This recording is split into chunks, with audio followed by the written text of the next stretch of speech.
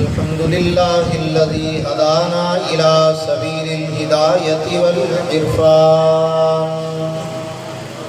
وجعلنا من أهل الإسلام والإيقان ونشهد أن لا إله إلا الله وحده لا شريك له شهادة بالقلب واللسان ونشهد أن سيدنا وسندنا وحبيبنا وإمامنا ومرشدنا ومخدومنا وشفيعنا وكريمنا وأفضلنا وأكملنا وأجملنا وحبيبنا وحبيب ربنا وطبيبنا وطبيب قلوبنا ومولانا محمدا عبده ورسوله الذي عرفنا ما يدخلنا الجنان وعلى آله وأصحابه أكمل أهل الإيمان وسلم تسليما كثيرا أما بعد فأعوذ بالله من الشيطان الرجيم بسم الله الرحمن الرحيم الذين إذا أصابتهم مصيبة قالوا إنا لله وإنا إليه راجعون أولئك عليهم صلوات من ربهم ورحمة وأولئك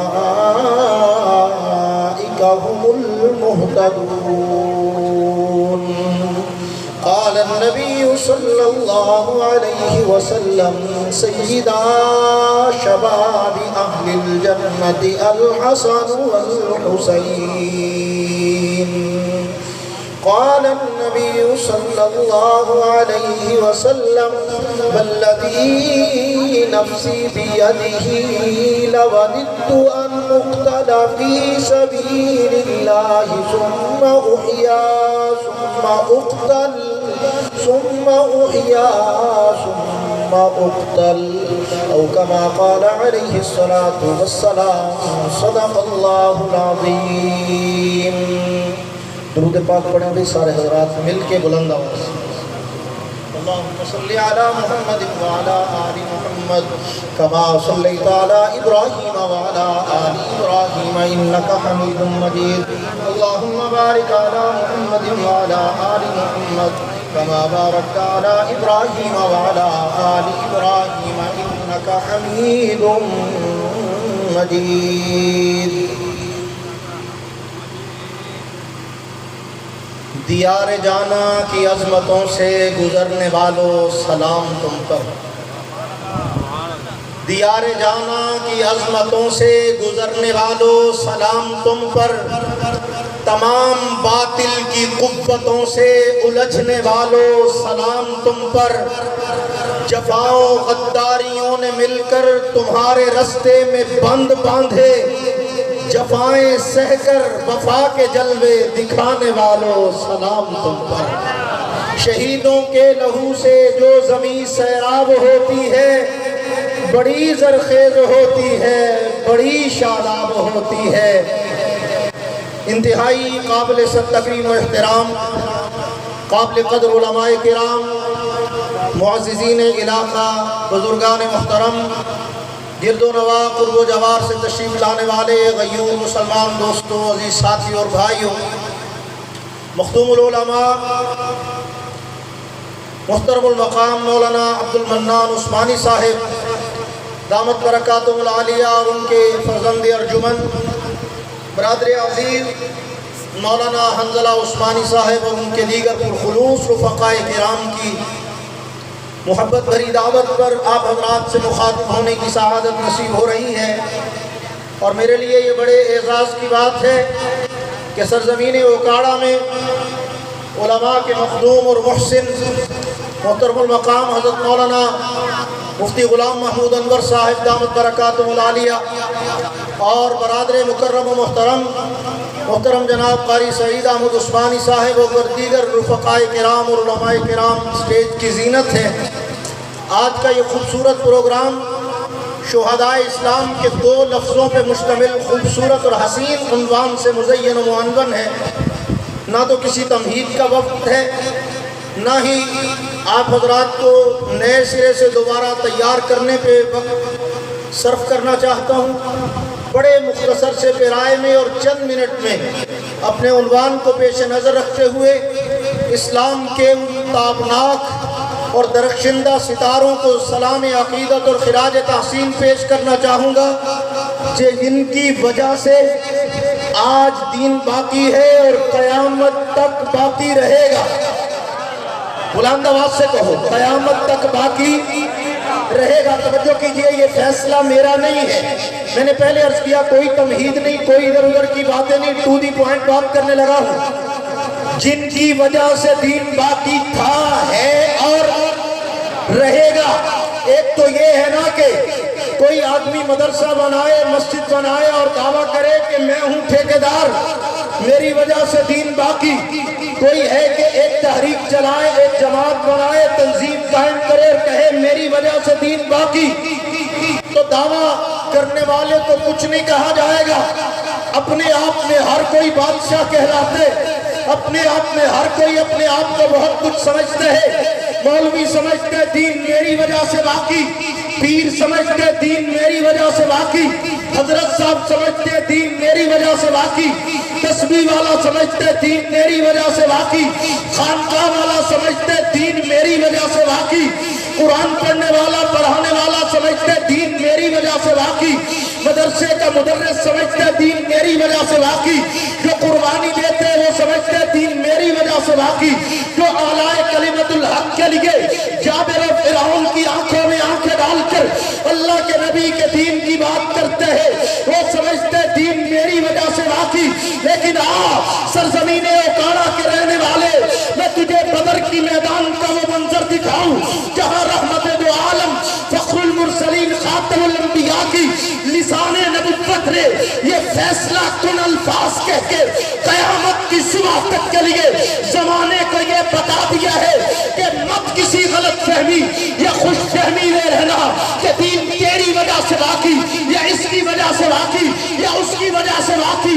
آمنہ کے لال نے نبوت والی پیشانی کنکریوں کے اس پتھروں والے بستر کے اوپر رکھ کے نبوت کی آنسو بہا کے نبوت کے لب ہلا کے خاتم الانبیاء نے ختم نبوت والی زبان سے کہا تھا مولا تیرے فرشتوں کو گواہ کر کے کہتا ہوں محمد کی یہ کمائی جو آج میں بدر میں لے کے آیا ہوں یہ باقی رہے گی تو دین باقی رہے گا، اگر یہ باقی تو دین باقی۔ بدر والے جو کٹ جانے کا تہیہ کر کے آئے، بدر والے جو کٹ جانے کا سوچ کے آئے، بدر والے جو اپنی ہتھیلیوں پہ جان لے کے آئے، بدر والے جو میرے مصطفیٰ پہ تن من دھن قربان کرنے کے نعرے لگانے والے نہیں بلکہ تن من دھن قربان کرنے کا حوصلہ لے کر میدان میں آئے، مصطفیٰ نے کہا ربا یہ رہیں گے تو دین رہے گا۔ مشورہ کر کے سبحان اللہ کہنی ہے تکاری لوگ سبحان اللہ۔ بندے نے ہر کام مشورہ کر کے کر دے، چلا چلو مشورہ کر کے لا لے دے، لیکن سبحان اللہ بغیر مشورے تو بھی کہہ لے دیں سارے اونچی آواز سے تو آپ کہیں گے اور مجھے فائدہ ہو جائے گا، اللہ کا نام ہے، آپ سبحان اللہ کہیں گے محفل میں برکت آئے گی۔ میرے دوستوں میں عرض کر رہا تھا کہ یہ جو نبوت کی زبان نے فیصلہ کر دیا کہ کون باقی ہے، کس کی وجہ سے دین ہے، جو اپنے بستر چھوڑ کے میدان میں آئے ان کی وجہ سے دین باقی، جو بدر میں آ کے کٹ گئے ان کی وجہ سے دین باقی، جن کا لہو اسلام کی بنیادوں میں لگا ان کی وجہ سے دین باقی، جو نبوت کا سرمایہ بنے ان کی وجہ سے دین باقی، جو پیغمبر کی کمائی ہے اس کی وجہ سے دین باقی، اور جس پہ نبوت کو ناز ہے ان کی وجہ سے دین۔ بات سمجھ بھی آ رہی ہے کہ نہیں آ رہی؟ لیجیے بھی تمہید تو میں نے جو کہنا تھا کہہ دیا. اب غور کیجیے، ہمارے ہاں عام طور پہ جب بھی شہید کا لفظ بولا جاتا ہے تو عام طور پہ ایک ہی شہید کا نام ذہن میں آتا ہے، حضرت سیدنا حسین ابن علی رضی اللہ عنہما. معروف ہے، مشہور ہے، اور یار لوگوں نے بہت ہی زیادہ مشہور کیا، اور اتنا ایسے انداز سے مشہور کیا جیسے باقی کی 61 سالہ زندگی میں اور کچھ ہے ہی نہیں سوائے شہادت. حالانکہ میرا دعویٰ ہے کہ سیدنا حسین ابن علی رضی اللہ عنہما کو شہادت تو ایک بار ملی ہے، سعادت تو ہر لمحہ ملی ہے. زندگی کا ہر لمحہ سعادتوں سے لبریز ہے، اور شہادت تو ایک بار ملی ہے. جو ایک بار ملی وہ تو بار بار بیان کرتا ہے، اور جو بار بار ملی وہ تو بتاتا ہی نہیں ہے. میں انکار نہیں کرتا، لیکن میں ایک بات آپ کو بتانا چاہتا ہوں. سیدنا حسین ابن علی رضی اللہ تعالیٰ عنہ اسلام کے شہید ہیں. کیا ہیں؟ اسلام کے جی بولو شہدائے اسلام کی جو فہرست آئے گی وہ حضرت حسین کے نام کے بغیر مکمل نہیں ہو سکتی. شہدائے کربلا کے ناموں کے بغیر مکمل نہیں ہو سکتی. اس کے اندر نام حضرت کا بڑا جگمگاتا ہوا نظر آتا ہے. لیکن ایک بات ذرا ٹھنڈے دل سے سمجھنے کی کوشش کیجیے گا اور غور سے سنیے گا. انشاءاللہ اگر سمجھ میں آ گئی تو زندگی بھر کام آئے گی. سیدنا حسین رضی اللہ تعالیٰ نہ تو اسلام کے پہلے شہید ہیں اور نہ ہی اسلام کے آخری شہید ہیں. بات سمجھ رہے ہیں؟ نہ تو شہادت کا آغاز حضرت حسین سے ہوتا ہے کہ حضرت حسین اسلام کے پہلے شہید ہیں، ان سے پہلے کبھی کوئی شہید نہیں ہوا. حضرت نے آ کے بتایا کہ ایسے شہید ہوتے ہیں، تو پہلے شہید یہ تھے، ایسا بھی نہیں ہوا. آخری بھی نہیں کہ حضرت نے فرمایا بس بھائی اب میں آپ سب کی طرف سے قربان ہو کے جا رہا ہوں، تو آئندہ سے قیامت تک کے لیے اب آپ کو کچھ کرنے کی ضرورت نہیں ہے، میں آخری شہید ہوں. ایسا بھی نہیں ہے. پھر کیا ہے؟ حضرت پہلے شہید بھی نہیں ہے اور آخری بھی نہیں ہے، تو پھر کیا ہے؟ توجہ سے غور سے سنیے گا، میرا جملہ ضائع نہ کرنا، بڑی قیمتی بات کہنے لگا ہوں. حضرت سیدنا حسین ابن علی رضی اللہ تعالیٰ عنہما شہداء کی اس تاریخ اور شہداء کی فہرست کا سینٹرل پوائنٹ ہیں. ایسا مرکزی نقطہ ہے، ایسا حسین سنگم ہے کہ حسین نے اپنے سے پہلے والے شہیدوں سے کٹنا سیکھا ہے، بعد والوں کو قیامت تک کے لیے کٹنا سکھایا ہے. سادے لفظوں میں اور آسان کر کے بتا دیتا ہوں کہ اپنے سے پہلے والے شہیدوں کے مقتدی ہیں اور قیامت تک آنے والے شہیدوں کے مقتدا اور پیشوا ہیں. پہلوں سے سیکھا ہے کہ جان کیسے دی جاتی ہے، اور قیامت تک آنے والوں کو سکھایا ہے کہ مصطفیٰ کے دین میں جان قربان کیسے کی جاتی ہے.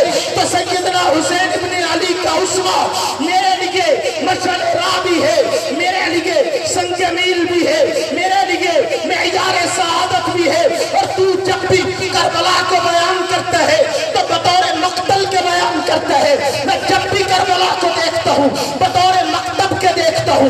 وہ حسین کا مقتل نہیں، مکتب بھی ہے. وہ حسین کی قتل گاہ ہی نہیں، حسین کی درسگاہ بھی ہے. حضرت حسین نے اسی میدان کربلا سے جرأت کا، استقامت کا، وفا کا، حیا کا، شرافت کا، محبت کا، دین پیغمبر سے لاج نبھانے کا درس اسی کربلا سے ہی تو لیا ہے. حسین کی درسگاہ کا نام کربلا ہے، حسین کے مدرسے کا نام کربلا ہے، حسین کے مکتب کا نام کربلا ہے. توجہ کیجئے ذرا بات. سیدنا حسین ابن علی رضی اللہ تعالیٰ سعادتوں کی معراج پہ پہنچی ہوئی ہستی. ایک چھوٹی سی بات کروں گا علماء کی موجودگی میں. 0 میٹر سمجھتے ہو؟ اس کے بارے میں مجھے کم از کم 150% یقین ہے کہ آپ نے پہلے نہ کبھی سنی نہ کبھی سوچی، کیونکہ میں آپ کا اڑکے لے آیا تھا. آپ نے کہاں سے سن لینی بھی؟ نبی پاک صلی اللہ علیہ وسلم کی حیات طیبہ اور میلاد مبارک کو بیان کرتے ہوئے آپ نے دردنہ مرتبہ علماء سے سنا، کئی کتابوں میں آپ نے پڑھا، بارہا آپ نے ایک دوسرے سے اس کا تذکرہ کیا. آپ بھی سنتے ہیں، میں بھی سنتا ہوں، سناتا بھی ہوں کہ نبی پاک صلی اللہ علیہ وسلم پیدا ہوئے تو بچپن میں ابھی چھوٹے سے تھے، چند دن کی زندگی تھی، عمر تھی. تو عرب کا رواج تھا، عرب کے لوگ دائیاں آیا کرتی تھیں، وہ بچے کو لے جاتی تھیں اور گاؤں میں لے جا کے اس کی پرورش کرتی تھیں، دیہات میں اس کو رکھا جاتا تھا، اچھے ماحول میں جناب اس کو کھلایا پلایا جاتا تھا، فلاں ہوتا تھا اور یوں ہوتا تھا۔ آپ نے بھی پڑھا ہوا ہے کہ میں کل ہی پڑھا؟ آپ کو بھی پتہ ہے نا، بڑے ماشاءاللہ سمجھدار ہو۔ سیرت آپ کو زبانی یاد ہے، میلاد آپ کو زبانی آتا ہے۔ میں آپ سے ایک بات پوچھنے لگا ہوں، ذرا غور کر کے مجھے بتائیے گا۔ میں نے پہلے کہا 0 میٹر بات ہے کہ حضور پاک صلی اللہ علیہ وسلم پیدا ہوئے، عرب کا رواج تھا، دائیاں آتی تھیں، بچہ لے جاتی تھیں۔ حضرت حسین پیدا ہوئے تو کون سی دائی آئی تھی جو حسین کو لے گئی تھی؟ آپ دائی کا نام آتا ہے کس کو؟ چلو اس گاؤں کا نام بتا دو۔ حضور علیہ السلام کو تو لے کے گئی تھی نا دائی حلیمہ قبیلہ بنو سعد میں، تو چلو آپ قبیلے کا نام بتا دو، بستی کا نام بتا دو، جگہ کا نام بتا دو کہ حضرت حسین کو وہاں لے گئے تھے، پھر حضرت کی اتنے سال پرورش وہاں پہ ہوئی، فلاں دائی نے دودھ پلایا، فلاں نے جا کے وہاں رکھا، فلاں نے اتنے دن وہاں رکھا، فلاں نے ایسے کیا، فلاں نے ایسے کیا۔ چلو کوئی آپ کے پاس معلومات ہو، ایمانداری سے ایک بندہ ہاتھ کھڑا کر کے قبیلے میں پرورش پانے کے لیے لے جائے گے، فلاں دائی نے ان کو دودھ پلایا، فلاں دائی ان کو لے کے چلی گئی، فلاں کے حوالے کر دیا گیا، کوئی ایک نام آپ نے کبھی سنا؟ اونچی آواز سے بتاؤ ذرا، اور اونچی آواز سے۔ کیوں بھائی، وجہ کیا ہے؟ رواج بدل گیا تھا؟ رواج تو نہیں بدلتے اتنی جلدی، تاڑے تھے تک نہیں بدلے کہ وہ دادیوں جو کچھ کرتے آ رہے ہو، مکھی تے مکھی ماری جاندے ہو، ماری جاندے ہو، ماری جاندے ہو، مجال ہے یہ بدل جاؤ تے؟ رواج بدل گیا تھا، کچھ بھی نہیں بدلا، وہی رواج، وہی نظام، وہی سیٹ اپ، وہی مزاج، وہی انداز زندگی، وہی طرز معاشرت۔ بچے لے جائے جائے تھے اور جا کے گاؤں میں پرورش کی جاتی تھی، لیکن حسین پیدا ہوئے، میں کہا دائی کوئی نہیں آئی، حسین پیدا ہوئے، پرورش کے لیے کسی کو نہیں دیا۔ یا اللہ یہ ہو کیا رہا ہے؟ فرمایا مصطفیٰ کے ہوتے ہوئے پرورش کے لیے کسی اور کے حوالے کر دیتے۔ مصطفیٰ کے ہوتے ہوئے حسین کو پرورش کے لیے کسی اور کے حوالے کر دوں؟ مصطفیٰ کے ہوتے ہوئے نہ پرورش کے لیے کسی علاقے کی ضرورت، نہ قبیلے کی ضرورت، نہ دائی کی ضرورت، نہ کسی پرورش کے لیے اتالیق کی ضرورت، نہ معلم کی ضرورت۔ میں نے کہا یا اللہ پھر کیا ہوگا؟ فرمایا میں بھیج رہا ہوں نا اسے مصطفیٰ کی محفل میں۔ اب بھیجا کیسے بتاؤں آپ کو؟ بڑا کچھ مال میرے پاس کافی ہے لیکن ٹائم بہت بڑا تھوڑا ہے۔ بھیجا کیسے؟ یار لوگ نا جب ہم بات بتا دیتے ہیں تو انکار کر دیتے ہیں، لیکن ان کو ذرا دوسری طرف سے کام پکڑو نا، پھر بڑے صحیح طریقے سے قابو آتے ہیں۔ میں ان کو بتاؤں کہ حضرت حسن و حسین کہاں رہتے تھے، کیا جگہ تھی، یہ وہ سارا کچھ بتا دیا نا، نہیں مانیں گے، لیکن آپ کو میں دوسرا طریقہ بتاتا ہوں۔ اللہ آپ کو حرمین لے کے جائے، کہو آمین، مجھے بھی لے کے جائے، میری باری ہو نہیں جانی، میری باری بھی اونچی بات ہوگا، اور اونچی آواز سے اللہ ہم سب کو لے کے جائے، لے کے جائے، مکے بھی لے کے جائے۔ جب ہم مدینے جائیں گے نا تو آپ ان یار لوگوں کو دیکھیں گے، یہ جو مخلوق ہے نا دوجی، آپ ان کو دیکھیں گے وہاں پھر رہے ہوں، حضرت فاطمہ کا دروازہ کتنے، حضرت فاطمہ کا حجرہ کتنے، حضرت فاطمہ کا دروازہ کتنے، حضرت فاطمہ کا حجرہ کتنے۔ آپ ان کو دیکھیں گے یہ ادھر چکر لگا رہے ہیں، حضرت فاطمہ کا حجرہ ادھر، حضرت فاطمہ کا دروازہ ادھر، حضرت فاطمہ، حضرت فاطمہ۔ بندہ پوچھے بی بی عائشہ کے حجرے کے ساتھ حضرت فاطمہ کے حجرے کا کیا کہا ہے؟ یہاں کیوں ڈھونڈ رہے ہو؟ چکر کیا ہے؟ سیدہ زہرا کا گھر وہاں ڈھونڈو نا جہاں حضرت علی کا گھر، سیدہ زہرا کا دروازہ وہاں ڈھونڈو نا جہاں حضرت علی المرتضیٰ کا مکان۔ لیکن حجرہ عائشہ کے دائیں بائیں تلاش کر رہے ہوتے ہیں بی بی کا دروازہ کدھر ہے۔ اب میں سناتا ہوں آپ کو کہانی کیا ہے، حقیقت کیا ہے۔ مفسرین نے لکھا ہے، فرمایا کہ بچپن میں حضرت سیدنا حسنین کریمین، حضرت حسن بھی حضرت حسین، ان کو لایا جاتا حضور کے ہاں، سیدہ آ کے حضور کے گھر رہتی 2 دن 4 دن، جیسے نانکے رہتے ہیں لوگ، بیٹیاں آ کے رہتی ہیں اپنے نام کو کیا۔ جب جانے لگتی تو حضور ہاتھ پکڑ کے حسنین کو روک لیتے کہ انہوں اتنے چھٹ ان کو یہی رہنے دیں۔ اب حضور کو کوئی انکار کر سکتا ہے؟ چھوڑ دیں۔ سیدہ خود فرماتی ہیں ہم اگر ان بچوں کو ساتھ لے آتے تو حضور کا دل نہیں لگتا تھا، ساتھ نہیں لے کے آتے تھے تو ہمارا دل نہیں لگتا. ہم میاں بیوی حضرت علی اور حضرت فاطمہ اداس ہو جاتے بچوں کے بغیر. ہم عجیب پریشانی سے مبتلا ہے تو حضور کو انکار نہیں کر سکتے. کریں کیا؟ مجھے پریشان دیکھ کر سیدنا علی المرتضیٰ رضی اللہ تعالیٰ عنہ نے مشورہ دیا. فرمایا فاطمہ ایسے کر، میرے ذہن میں ایک ترکیب آئی ہے، ایک تجویز آئی ہے، لیکن میں کچھ کہہ نہیں سکتا، اس میں تم بات کر سکتی ہو. سیدہ نے کہا کہ بتائیے. انہوں نے کہا بات یہ ہے کہ جو حجرہ ابو بکر نے اپنی بیٹی عائشہ کے لیے بنوا کے دیا نا، اس کے 2 کمرے ہیں. اس کے 2 کمرے ہیں. اور مجھے تو پتہ ہی ہے الفخر فخری کے تاجدار کا کتنا سامان ہے، جناب رسول اللہ کا کتنا سامان ہے. ہماری طرح تھوڑا یہ بیڈ ہے جی، صوفہ ہے جی، یہ ہے جی، وہ ہے جی، ایسے. وہاں تو ایک بوری ہے، ایک رائی ہے، ایک تکیہ ہے، ایک چھاگل ہے، ایک مشکیزہ ہے. کوئی لمبا چوڑا سسٹم ہی نہیں ہے. تو حضرت علی المرتضیٰ نے فرمایا کہ فاطمہ سامان تو لمبا چوڑا ہے ہی کوئی نہیں، ناکلا کمرہ بل ہی پہ ہے. بل ہی پہ ہے. پھر میں کہتا ہوں اچھا نہیں لگتا، تو جا کے نا اس دفعہ حضور سے کہنا کہ نال والا کمرہ کرائے دے نہیں مل سکتا.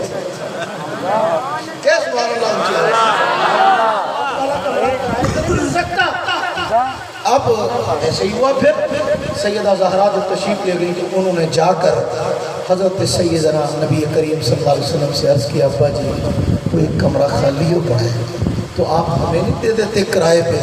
تو حضور نے مسکرا کے فرمایا کہ فاطمہ وہ تیری ماں عائشہ کا ہے، مالک وہ ہے، اس کے باپ نے اس کو بنا کے دیا ہے، اس سے کر لے بات. مجھے کیا ہے تیہاں تے ماما دی اپنی گل ہوں دی، کوئی گل ہوں دی ہے، بلکہ آپس میں بات کر لو، کیا فرق ہے. تو سیدہ نے فرمایا کون سی بات ہے، اگر ہوتی لڑائی اگر ہوتی تو بات کرتے، پیار تھا. تو سیدہ فاطمہ الزہرا نے کہا اگر یہ بات ہے تو بات کر لیں لیتی ہوں. تو حضرت سیدہ فاطمہ الزہرا نے حضرت سیدہ عائشہ صدیقہ سے عرض کیا کہ ماں جی ساتھ والا کمرہ خالی پہ پڑا ہوا ہے، کرائے پہ نہیں مل سکتا، ہم یہیں رہ لیں گے. ادھر سے آتے ہیں بچے، ادھر جائیں تو حضور کا دل نہیں لگتا، حضور کے پاس رہ جائیں ہمارا دل نہیں لگتا، تو یہیں قریب ہو جائیں گے. ہماری بھی آنکھوں کے سامنے، حضور کی بھی آنکھوں کے سامنے، تربیت میں بھی کوئی کمی نہیں رہے گی، معاملات بھی ٹھیک ہوں گے، محبت بھی پوری ملے گی، پیار بھی پورا ملے گا. اگر ساتھ والا کمرہ عاریتاً کرائے پہ مل جائے تو کیا حرج ہے. سیدہ عائشہ صدیقہ صدیق کی بیٹی، اتنا بڑا دل ہے. یہ اس کی بیٹی ہے جس نے گھر کا سارا مال لا کے لٹا دیا تھا. یار لوگ کہتے ہیں فتح کھا گیا تھا، شرم نہیں آتی کہتے ہوئے، باغ کھا گیا تھا. زہرا کا باغ کھانا تھا، صدیق اکبر نے استغفر اللہ. کیسی عجیب بات، جس نے زہرا کے باپ پہ اپنے گھر کی سوئی تک لے جا کے لٹا دی ہو، اس کو یہ کہنا کہ سیدہ زہرا کے حصے کا باغ کھا گیا تھا، اس سے بڑا جھوٹ اور اس سے بڑا الزام، اس سے بڑی تہمت کائنات میں کوئی نہیں ہو سکتی، اس سے بڑا بہتان کوئی نہیں ہو سکتا. سیدہ عائشہ صدیقہ سے جا کے جب سیدہ زہرا نے کہا نا کہ ماں جی ساتھ والا کمرہ کرائے پہ، تو مفسرین لکھتے ہیں کہ سیدہ عائشہ صدیقہ نے جواب میں فرمایا ہے کہ گل سن تیاں تو ماما دی کشے بندی ہوئی ہوتی ہے کرائے پہ. ایک لفظ کہا، فقہا جانتے ہیں اس اصطلاح کا کیا مطلب ہے. فقہ کی اصطلاح میں اگر کسی کو جگہ دیتے وقت ساتھ یہ کہہ دیا جائے نا لِسُّکْنَا، تو مطلب یہ ہوتا ہے کہ جب تک تیری زندگی ہے یا میری زندگی ہے آج کے بعد تو یہاں رہ سکتا ہے.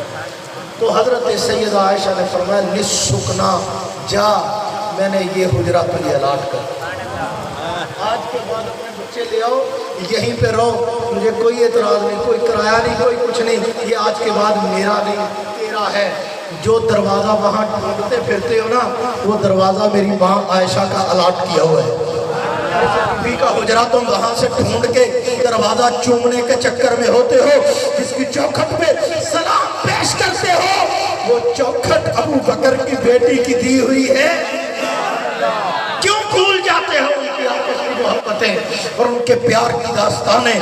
سیدہ فاطمہ الزہرا اس مقام پہ آ کر مکین ہو گئی. اب اگر جتنی محبت حضور کی حضرت حسین کو ملی ہے اس میں برابر کا حصہ سیدہ عائشہ صدیقہ کا ہے. میری ماں عائشہ کے اس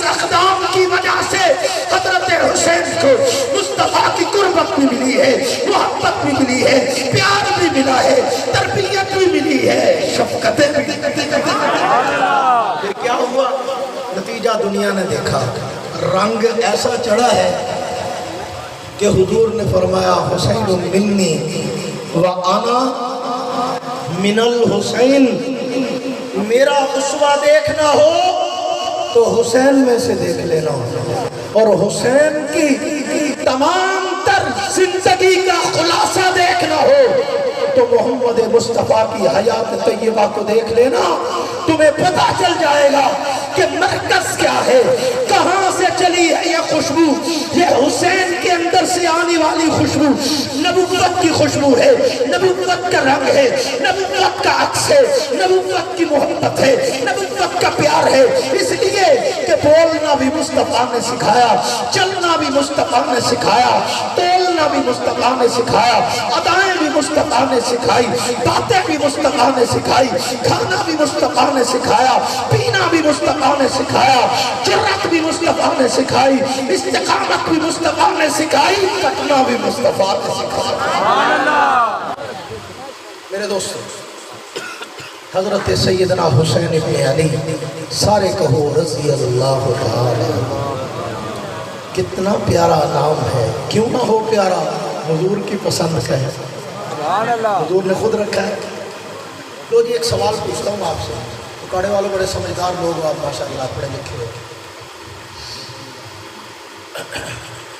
ابھی میرے بعد مولانا عبدالحنان صدیقی صاحب آپ سے محمد گفتگو ہونے والے ہیں، رات میں بہت سارا حصہ بیت گئے، میں طویل گفتگو کرنے کا کوئی ارادہ بھی نہیں رکھتا، میں نے حضرت سے پہلے بھی کہا، اور میں تو ویسے ہی سینڈوچ ہوں، ایک پلوان پہلا تو ایک پلوان بعد۔ ہاں ابھی آپ ماشاءاللہ مولی ظہیر صاحب کو سن کے ہٹے ہیں، تو ہمارے ایک دوست ہیں، ان کو کسی نے فون پہ کہا کہ یار محفل رکھنی ہے تو دو نعت خاں مل سکتے ہیں، تو آگے سے کہتے ہیں یہ میں ایک کو ہی بھیج دیا دواں جنہ تو پھر کی کیا ہے، ایسے بھی ہوتا ہے بعض مرتبہ ایک کوئی خطیب دواں جنہ ہوتا ہے تو ایک کوئی نعت خاں دواں جنہ، میں تو کلے جو کا بڑا مسئلہ ہوں، تو میں تو دونوں کے درمیان میں ہوں، تو اس لیے مختصر سے کام چلا رہا ہوں، باجی پلوان نے دونوں پاس ہی۔ تو ایک سوال پوچھنے لگا ہوں آپ سے، غور سے ذرا سوچنا پھر جواب دینا۔ آپ کے علاقے میں کتنا ہی بڑا کوئی نیک آدمی ہو، کتنا ہی ولی اللہ ہو، چہرے پہ نور کی لائٹیں، چہرہ بڑا روشن، بڑا اللہ والا، بڑا پارسا، بڑا حضرت صاحب، بڑا نیک، بڑا متقی، بڑا پرہیزگار، جہاں تک مرضی پہنچا ہوا، پہنچی ہوئی سرکار، کسی مائی کے لال کی جرت ہے کہ وہ اس کے بارے میں یہ کہے کہ بالکل حضور جیسے، نبی پاک صلی اللہ علیہ وسلم جیسے، حضور چھ دینا چک فرق ہی کوئی نہیں نا، مائی کا لال یہ کہہ کے دیکھے کہ بچ کے جائے کہ ہے کسی کی ضرورت، کوئی اپنے پیر کو کہے، اپنے مرشد کو کہے، اپنے استاد کو کہے، اپنے حضرت کے بارے میں کہے کہ بالکل حضور جیسے ہیں، کڈا ہی وڈا حضرت کیوں نہ ہوئے تو ساں کا سر پاڑنا پڑے کہ تحصیل حضور جیسے، حضور جیسے ماں نے لال جمے ہی کوئی نہیں، جیسے ٹھیک ہے تیرے بڑے پیر صاحب ہیں، بڑے حضرت صاحب ہیں، لیکن تیری جرت کیسے ہوئی؟ وہ اپنے پیر کو حضور جیسا کہہ رہے، لاکھ کہی جائے اس کی تہجد قضا نہیں ہوتی، اس کی نماز قضا نہیں ہوتی، یہ سب زندہ دار ہے، یہ روزہ دار ہے، یہ قائم اللیل ہے، یہ دائم النہار ہے، صائم النہار ہے، فلائیں جو مرضی کہے، لیکن کسی کو یہ جرت نہیں دی جا سکتی کہ وہ کسی غیر نبی کو حضور کے ساتھ ملائے اور کہے یہ حضور جیسا۔ کیوں بھئی ہو سکتا ہے ایسے؟ کچھ ہی بولو یار، اس نے میں نے بھی تھکا دینا ہے، کچھ ہی بولو نہیں ہو سکتا نا، کیوں نہیں ہو سکتا؟ ہو سکتا ہے ایسی کون سی بات، ہم کر لوں میرے نہ لڑائی، مولوی ہے کہ کہتا ہے اب نہیں ہو سکتا، بالکل صحیح بات ہے، لیکن آؤ میں تجھے ایک منظر دکھاؤں۔ جناب رسول اللہ دنیا سے تشریف لے گئے، حضرت حسن رضی اللہ تعالیٰ عنہ اور حضرت حسین بازار سے گزر رہے ہیں، سیدنا انس ابن مالک رضی اللہ تعالیٰ عنہ کی نظر پڑی ہے۔ انس اس صحابی کو کہتے ہیں جس کا بچپن مصطفیٰ کے گھر میں گزرا ہے، جس کی نگاہوں نے بڑے قریب سے رسول اللہ کو دیکھا ہے، بڑے غور سے حضور کا مشاہدہ کیا ہے، حتیٰ کہ ایک ایک ادا کو نوٹ کر کے بتایا کہ ہتھیلیاں کیسی تھیں، چہرہ کیسا تھا، آنکھیں کیسی تھیں، رخسار کیسے تھے۔ فرمایا میں نے آج تک زندگی میں اتنے نرم ریشم کو بھی کبھی نہیں چھوا جتنی نرم رسول اللہ کے ہاتھوں کی ہتھیلی ہوا کرتی تھی۔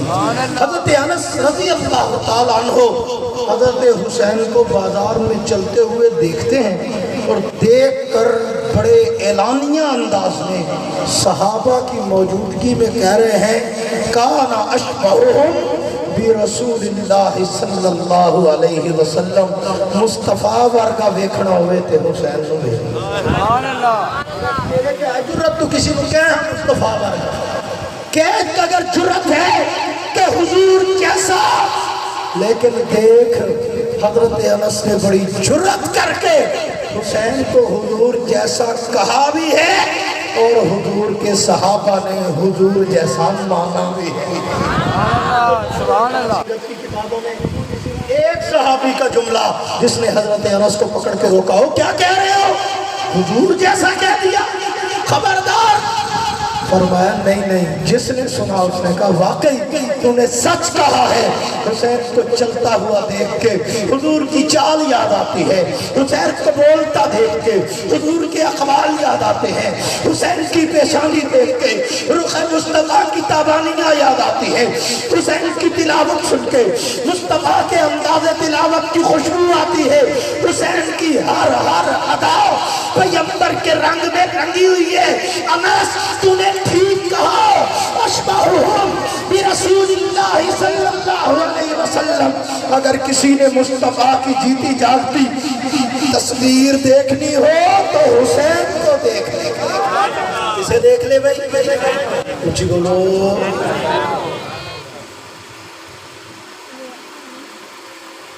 آیا بھیا پتر چول منڈی دے ماشاءاللہ بھی رونق محفل خطیب پاکستان مولانا عبدالحنان صدیقی صاحب تشریف لا چکے ہیں۔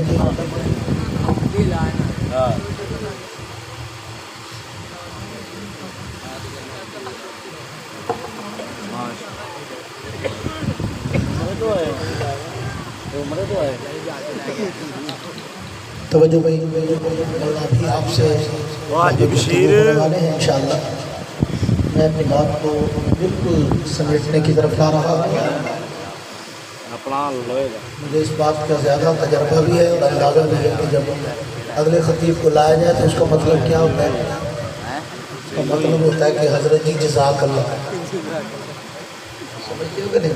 لو جی پھر جزاک اللہ علیہ تقریر سنوں گا، اینڈ کرنے لگا ہوں۔ ایک جملہ اور کہنا ہے میں نے، بس ایک بات تھوڑی سی توجہ۔ لو بھی یار لوگوں نے ایک بڑا طریقہ کار ڈھونڈا ہوا ہے کہ جب بھی دین پہ مشکل وقت آئے تو ڈٹ جاؤ حسین کے انکار کی طرح۔ میں نے کہا یار میں اپنے دوستوں کو کہتا ہوں تربیت کرو اپنی اولاد کی حسین کی طرح، اپنی اولاد کو صرف حسینیت سکھا دو، کچھ اور سکھانے کی ضرورت نہیں پڑے گی، اس لیے کہ حضور فرما گئے اتبعوا ثلاثۃ خصال حب نبیہ وحب اہل بیتہ وحب تلاوت القرآن۔ اپنی اولاد کی کھٹی میں مصطفیٰ کا پیار بھی ڈال دو، اہل بیت کی محبت بھی ڈال دو، قرآن کی تلاوت کا پیار بھی ڈال دو۔ تو حضور کہہ کے گئے ہیں اہل بیت والا اسوہ سکھاؤ، اہل بیت والا طریقہ سکھاؤ۔ تو میں کہا کرتا ہوں کہ اپنی اولاد کی تربیت حسینی طرز پہ کرنا، لیکن ڈنڈی نہ مارنا، ڈنڈی نہ مارنا۔ یہ جو تم انکار سناتے ہو نا، یہ ڈنڈی مار پروگرام ہے۔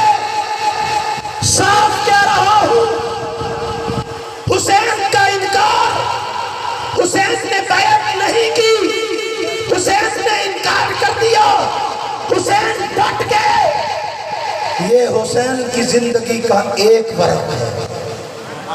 ڈنڈی نہ مارا کرو۔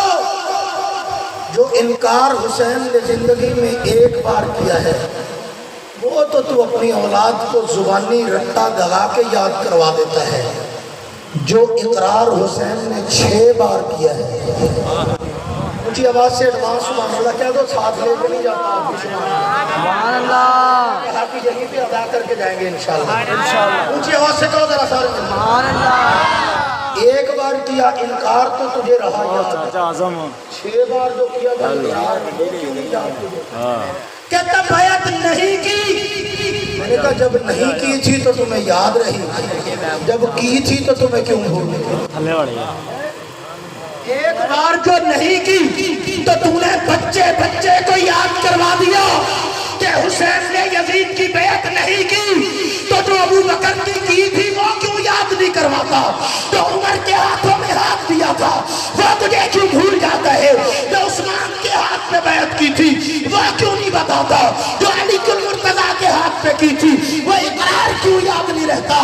جو حضرت حسن پہ ہاتھ پہ کی تھی وہ کیوں بھول جاتی ہے؟ اور جو معاویہ کے ہاتھوں میں ہاتھ دیا تھا، نعرہ تکبیر شان صحابہ عظمت صحابہ میرے معاویہ، تجھے ایک بار کا انکار یاد رہتا ہے، وہ 6 بار کا اقرار کیوں بھول جاتا ہے؟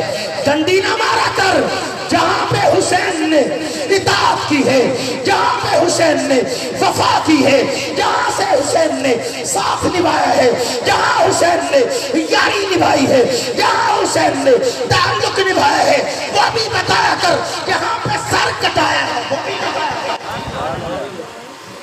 60 ہجری میں میدان کربلا میں آئے، او چاچو اعظم جوانی تھی تب کیوں نہیں آئے؟ جب خون جوش مارتا تھا تب کیوں نہیں آئے؟ اس وقت کیوں نہیں تلوار لے کر میدان میں نکل پڑے؟ یہ بات مجھ سے پوچھنے کی ہے۔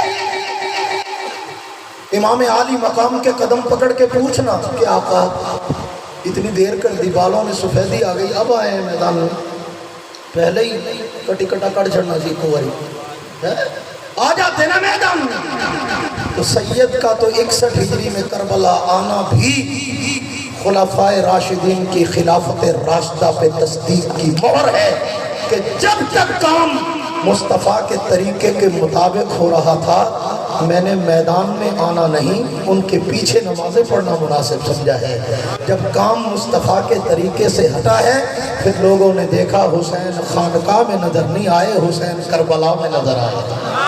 سلام ان پر جنہوں نے جان دے کر زندگی پائی، سلام ان پر جن کے رحمت جن کے استقبال کو آئی، سلام ان پر جو اپنے مرقدوں میں مسکراتے ہیں، منو مٹی تلے جو مثل سورج جگمگاتے ہیں۔ جب تک تاریخ انسانیت کا یہ سورج جگمگاتا رہے گا اسلام کے لیے قربانی دینے والوں کا نام بھی زندہ رہے گا، پیغام بھی زندہ رہے گا۔ اللہ سے دعا ہے اللہ زندہ رکھے تو حسینی بنا کے، موت دے تو حسینی بنا کے، میدان محشر میں اٹھائے تو حسینی بنا کے۔ وآخر دعوانا